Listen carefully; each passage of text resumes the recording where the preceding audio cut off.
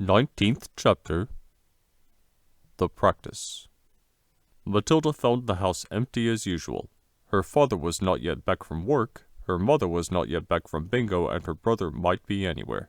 She went straight into the living room and opened the drawer of the sideboard where she knew her father kept a box of cigars. She took one out and carried it up to her bedroom and shut herself in. Now for the practice, she told herself. It's going to be tough, but I'm determined to do it. Her plan for helping Miss Honey was beginning to form beautifully in her mind. She had it now in almost every detail, but in the end it all depended upon her being able to do one very special thing with her eye power. She knew she wouldn't manage it right away, but she felt fairly confident that with a great deal of practice and effort, she would succeed in the end. The cigar was essential. It was perhaps a bit thicker than she would have liked, but the weight was about right. It would be fine for practicing with.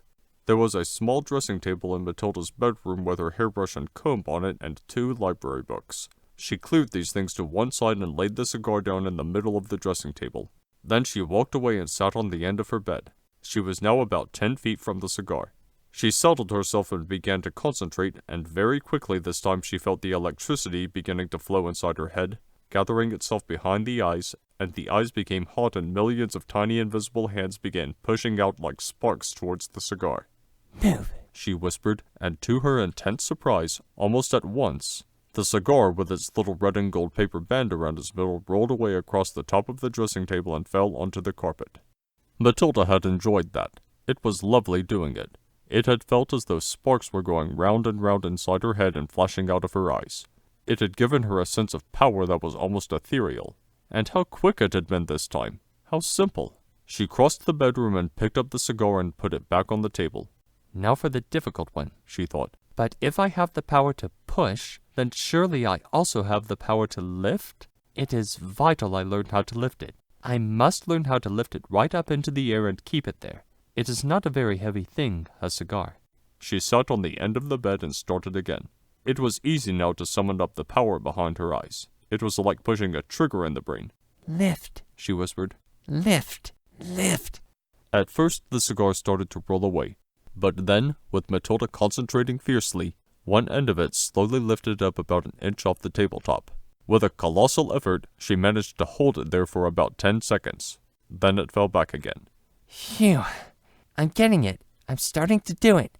For the next hour, Matilda kept practicing, and in the end she had managed, by the sheer power of her eyes, to lift the whole cigar clear off the table about 6 inches into the air and hold it there for about a minute. Then suddenly she was so exhausted she fell back on the bed and went to sleep. That was how her mother found her later in the evening. What's the matter with you? The mother said, waking her up. Are you ill? Oh gosh, Matilda said, sitting up and looking around. No, I'm all right. I was a bit tired, that's all. From then on, every day after school, Matilda shut herself in her room and practiced with the cigar.